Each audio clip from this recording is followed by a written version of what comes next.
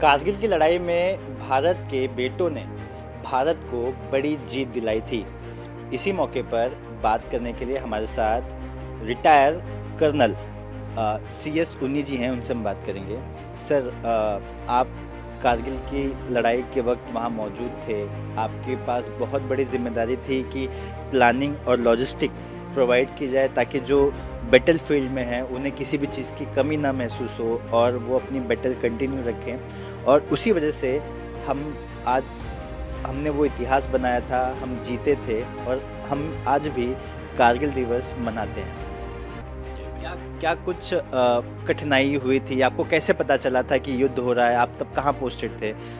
वो पूरी जर्नी कैसे थी?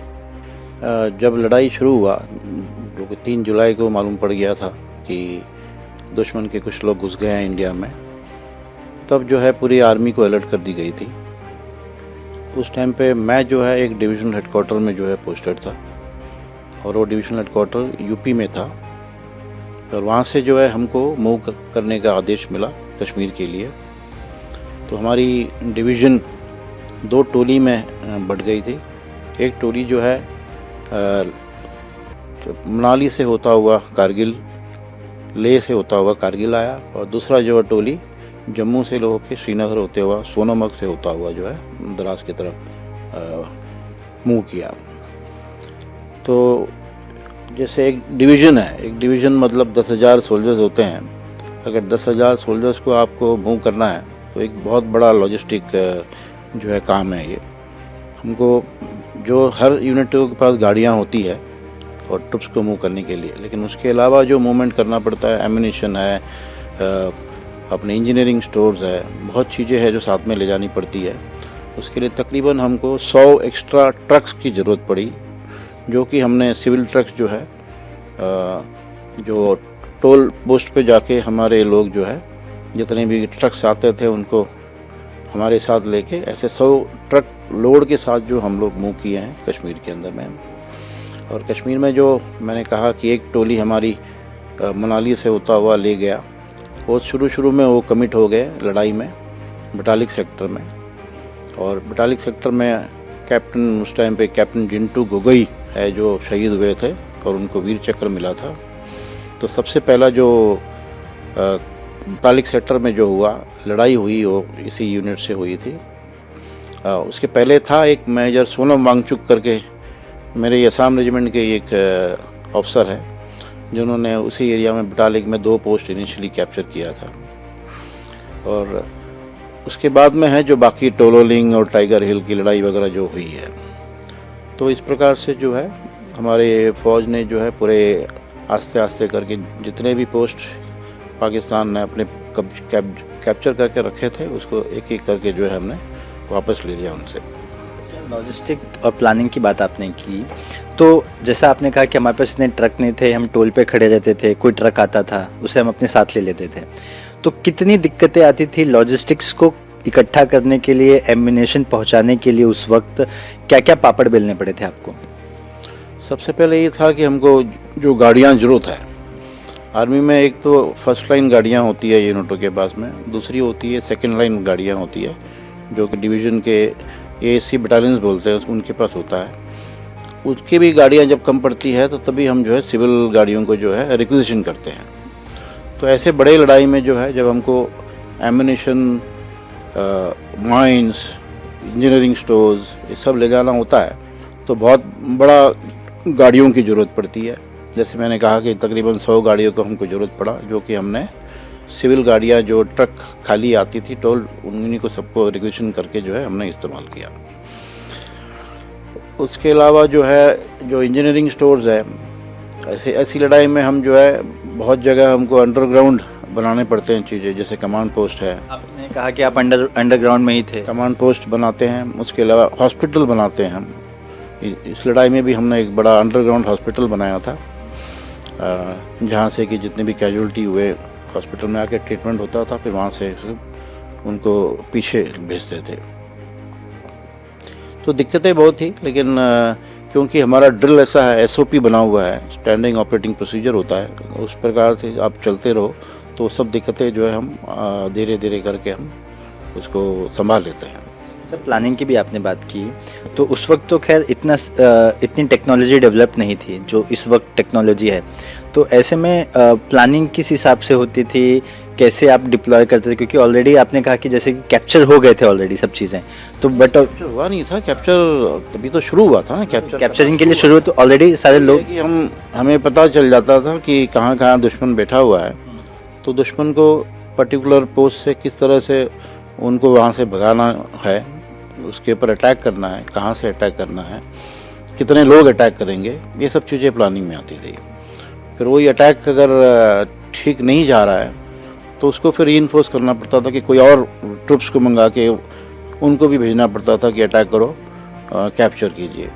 तो ये प्रोसेस है जो टैक्टिक्स बोलते हैं लड़ाई में, लड़ाई का टैक्टिक्स, वो टैक्टिक्स तो जवानों को सिखाया जाता है, लेकिन ऐसे में जो प्लानिंग चाहिए वो प्लानिंग हर लेवल पे करते थे। फिर हम उसके ऑर्डर देते थे नीचे लोगों को किस प्रकार से आपने कैप्चर करना है, और ये हर जितनी भी लड़ाई हुई हर लड़ाई में इस प्रकार का जो है प्लानिंग होता था।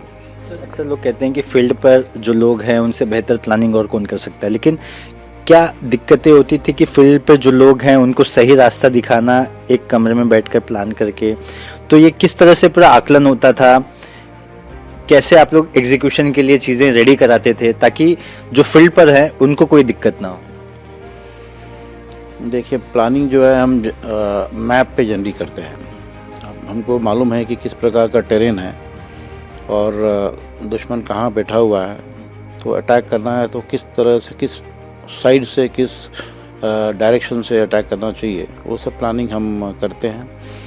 फिर उसके बाद एक्चुअल ऑन ग्राउंड तो जो है जाने के बाद कभी कभी जो हम जो प्लानिंग किया वैसा हो नहीं सकता है, तो ऑटोमेटिकली जो ग्राउंड लेवल पे जो कमांडर्स है वो फिर उस टाइम पे प्लान करते हैं और अटैक करते हैं, और ऑपरेशन जैसे चलता है उसी प्रकार जो है बदली भी बहुत बार बदली हो जाता है। सर आपके कई फ्रेंड्स होंगे जो बैटल फील्ड में होंगे, जो शहीद हुए थे, तो किसी के साथ की बातचीत आप बताइए कि मतलब लड़ाई के पहले, जब लड़ाई शुरू हुई उसके पहले आप लोग कहीं बैठे होंगे, कहीं बातचीत कर रहे होंगे, फिर अचानक से लड़ाई में आपको पता चलता है कि क्या, तो ऐसे किसी एक शख्सियत के बारे में बात बताइए जो आपके साथ कभी ट्रेनिंग लो, आपके साथ पोस्टेड रहे।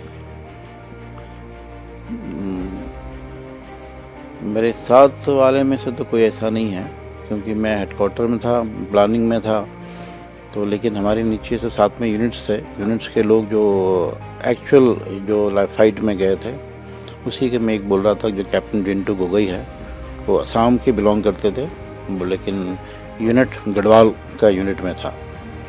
तो उसको जो दिया गया था जो काला पत्थर है, जो पहाड़ पीक है, उसको कैप्चर करने के लिए, तो ये पूरी बटालियन जो है तकरीबन उनको तकरीबन 20-25 किलोमीटर चलने पड़े थे, चल के फिर चढ़ाई, उसके बाद में चढ़ना है ऊपर, खड़ी चढ़ाई है, उस खड़ी चढ़ाई में ऊपर जाके फिर हमला करना। तो जब तक वो ऊपर पहुँचे तब तक उजाला हो चुका था, तो जो पाकिस्तान के ऊपर बैठे हुए थे ट्रुप्स, उनको दिखाई दे रहा था कि भी आ रहे हैं, तो वहाँ से उन्होंने मशीन गन से फायर करना शुरू किया, जिससे कि इनको कैप्टन जिंटू को चोट लगी, और एक दो और जो साथ में थे उनको मार्टर भी हो गया। उसके बावजूद जो है जिंटू गोगोई ने जाके हमला किया, जो मशीन गन था उस पर फायर किया, उसमें जो थे उनको मारा, 4-5 लोग थे पाकिस्तान के, सबको मारा, और वो जो है बाद में कैप्चर हुआ वो पोस्ट। कितने दिन आप अंडरग्राउंड रहे? टेन्योर जो जितना भी आर्मी का अपना मिलिट्री का जो वॉर का था, पूरे टाइम हम अंडरग्राउंड ही थे, लेकिन सुबह आते थे, ऐसे नहीं कि हम बाहर नहीं निकलते थे, अंडरग्राउंड है जब, बाकी टाइम बाहर भी हम निकलते थे, घूमते भी थे देखने के लिए भाई क्या हो रहा है, मूव भी करते थे, गाड़ियों में भी जाते थे, हेलीकॉप्टर में भी जाते थे अलग अलग जगह। तो अंडरग्राउंड तो सिर्फ वो जो है कमांड पोस्ट की तरह था, वो जहाँ के हम प्लानिंग करते थे, तो हम 24 घंटे अंडरग्राउंड रहते नहीं थे, बाकी सिर्फ उस टाइम पे जब प्लानिंग होता है उस टाइम पे वहाँ रहते थे। जब सफलता मिल गई कि मतलब अब सब जगह से हमने पाकिस्तान के सोल्जर्स को हटा दिया, अब ये फाइनली हम कह सकते हैं कि अब सारी जगह क्लीन है, अब कहीं कोई इन्वेट करने की कोशिश नहीं कर रहा है, तो वो पल कैसे पता चला, उसके बाद का क्या रिएक्शन था, वो थोड़ी खुशी भी बताइए। वही है ना, 26 जुलाई के दिन जो है हमने डिक्लेयर किया कि हम जीत गए हैं। तो उसके पहले तकरीबन जुलाई फर्स्ट वीक में है जो हमने तकरीबन सब पोस्ट जो है कैप्चर कर चुके थे। कुछ जगह थे वो जो कि फिर यूएस से बीच में आ गए और उन्होंने कहा कि आप लोग हट जाओ पीछे। तो उनको हमने फिर टाइम दिया था, 1 हफ्ते का टाइम दिया कि पीछे हो जाओ आप लोग, नहीं तो फिर हम आगे और एक्शन करेंगे हम। तब तक 6 दिन के अंदर पाकिस्तान के सब ट्रुप जो है फिर पीछे हट गए हैं।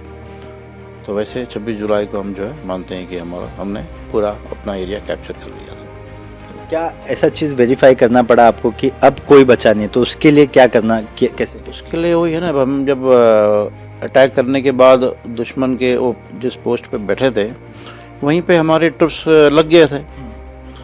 तो हाँ, सबसे रिपोर्ट आता था, परमानेंट हमारा पोस्ट बन गया वो जहाँ उन लोग थे। तो इसलिए कहीं पे भी किसी पाकिस्तानी का होने का गुंजाइश नहीं था। ऐसा कोई पल जो याद आता है कि भाई ये बहुत डरावना पल था, उस वक्त ऐसा लगा कि अब क्या होगा, अब प्लानिंग कैसे की जाएगी, ऐसा कोई एक मोमेंट याद आता है? वैसे तो नहीं बोल सकता मैं खास ऐसा कुछ आया हो, लेकिन हाँ दिक्कतें हुई है। हर लड़ाई जो है पहली बार में जीते नहीं है, अपने को जो है फिर प्लानिंग करनी पड़ी है और ट्रुप्स को इस्तेमाल करना पड़ा है। आपको मालूम है पूरे कारगिल की लड़ाई में 527 जो है हमारे लोग शहीद हुए हैं तकरीबन 80 दिन में। तो आप हिसाब लगा लो, तकरीबन 8 सोल्जर जो है रोज़ हमारा शहीद हुआ है। तो दिक्कतें तो बहुत हुई है, लेकिन हमारे जवान जो है और ख़ास करके जो यंग ऑफिसर्स हैं उन्होंने अपना लीडरशिप दिखाया, तभी जो है हमको ये सफलता मिली है। तो ये हमारे साथ उन्नीस सर थे जो पूरी बात बता रहे थे कि आखिर कैसे पता चला और कब सारे लोग मूव होना शुरू हो गए और कितनी मशक्क़तों के बाद कारगिल की लड़ाई भारत ने जीती थी।